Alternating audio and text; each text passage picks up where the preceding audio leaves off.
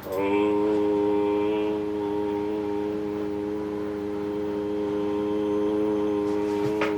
वशिष्ठाय नमो रामचंद्राय नमो वाल्मीकि नमो नमो योग वासिष्ठ रामायणाय नमो नमो समादरणीय श्रोतृवृन्द, योग साधक तथा योग साधिकाजीहरू, योग वासिष्ठमा के छ शीर्षक अन्तर्गत रहेर धेरै प्रकारको विषयमा मैले चर्चा यहाँहरू समक्ष प्रस्तुत गर्दै आएको छु। अहिले योग वासिष्ठ महारामायणको निर्माण प्रकरणको एकदम अन्त्यतिर म छु। यसभन्दा परम चर्चा अरू छैन, अन्तिमतिर म छु र 210 सर्गसम्मका कुराहरू मैले बताएँ। सारा संसार चिन्मय छ, सारा संसार जहाँ गए पनि तिमीले चित तत्त्वभन्दा बाहेक अरू देख्दै देख्दैनौ। जसरी तिमी साधक एक देशबाट अर्को देशमा जाँदा शारीरिक रूपले कुनै परिवर्तन हुँदैन, जस्तो छ त्यस्तै हुन्छ, त्यस्तै चित तत्त्व हो भनेर एउटा आफ्नै शरीरलाई दृष्टान्त बनाइएको प्रसङ्ग थियो।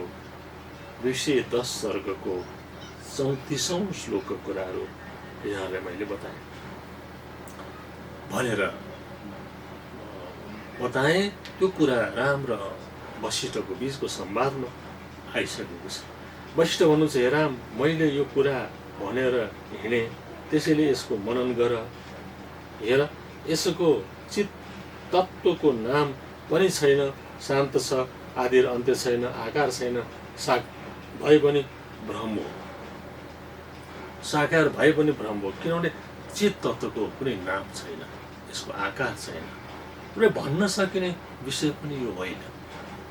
मैले यो कुरा तिमीले बुझाउने प्रयास गरिरहेको छु, त्यसको मनन चिन्तन निधिध्यासन गर राम भनेर 211 सर्गमा वशिष्ठले रामलाई जोड दिएर भन्नुभएको प्रसङ्ग छ। फेरि अगाडि भन्नुहुन्छ, हे राम, लोकालोक सिद्ध साध्य यम विद्याधर आदि स्थान र पद सबै प्राणीको हुन्छ, प्रयास गर्यो भने देखिन्छ।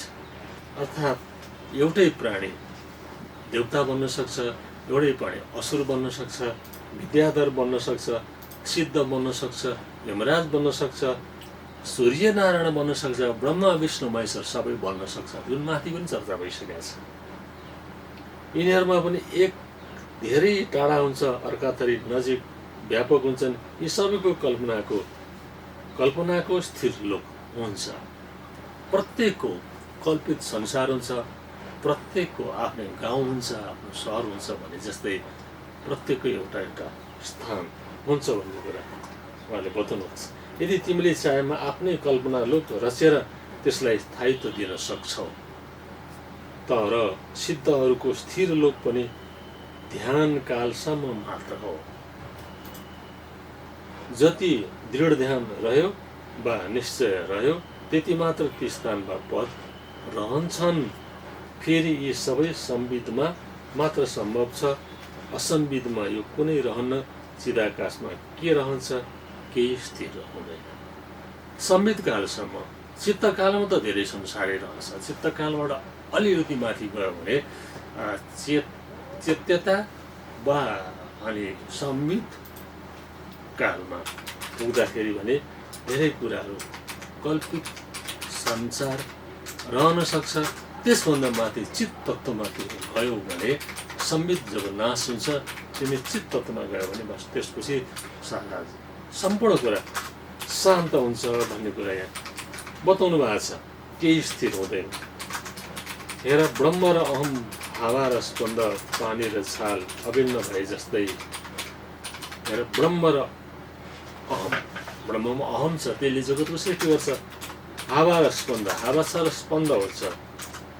अनि छाल र पानी अभिन्न भए जस्तै ब्रह्म चेतित हुँदैन, अहमको अनुभव मात्र हुन्छ।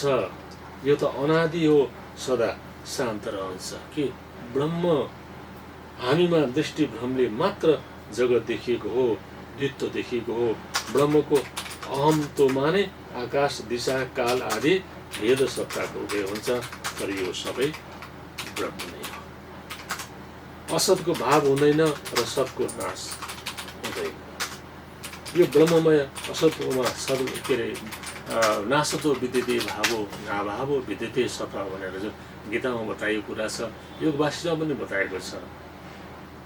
नासतो विद्यते, असतको भाव हुँदैन, सतको अभाव हुँदैन भने जस्तै यो ब्रह्ममय सत जगत नाश हुँदैन, किनभने यो सत्य हो।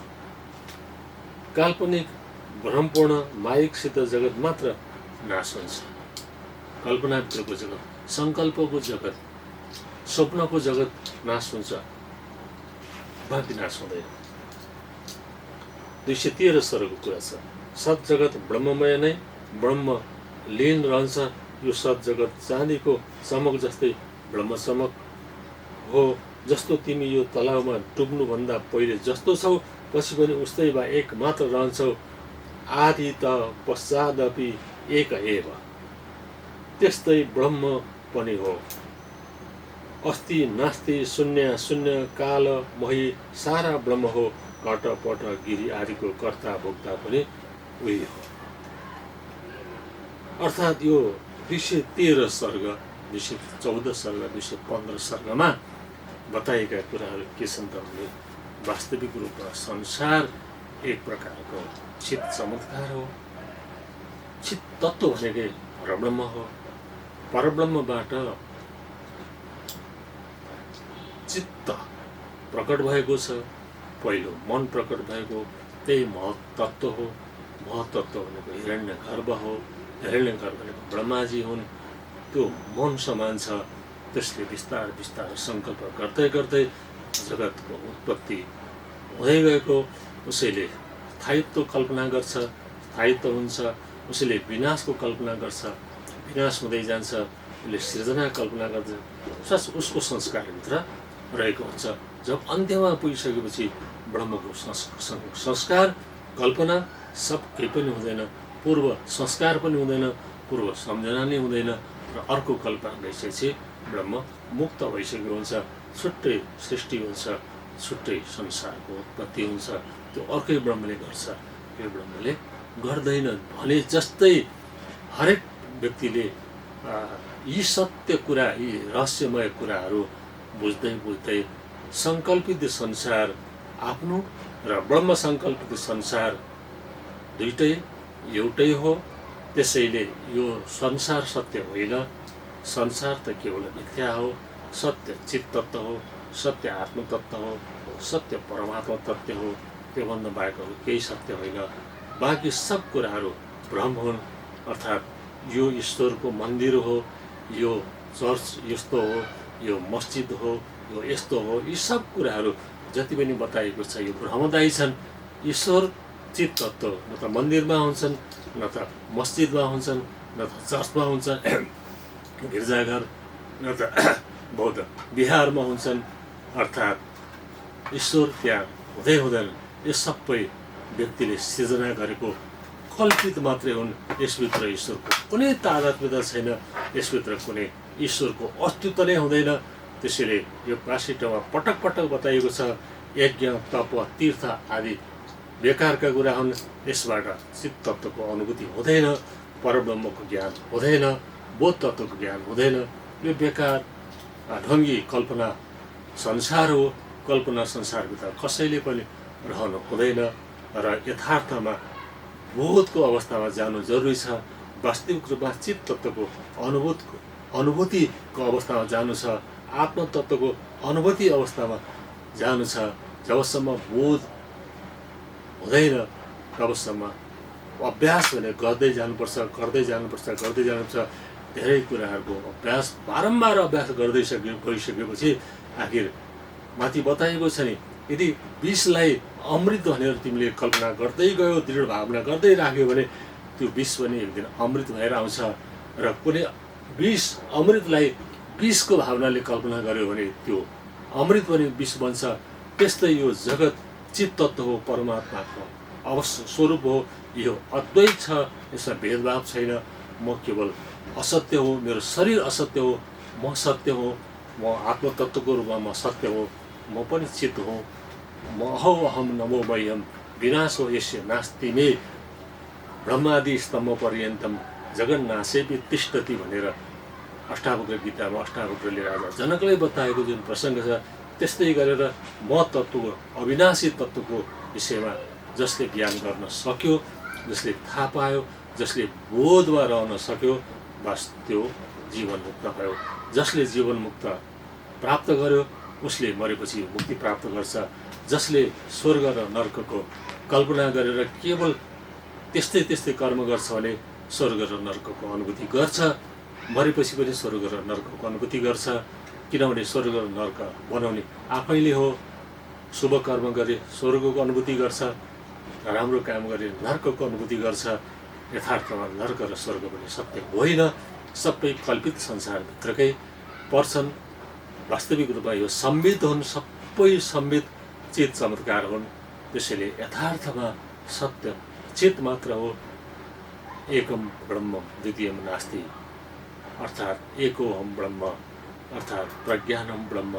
जुन ज्ञान वैदिक सनातनले हामीलाई दिएको छ त्यही कुरो यसमा बुझाउने प्रयास गरेको छ।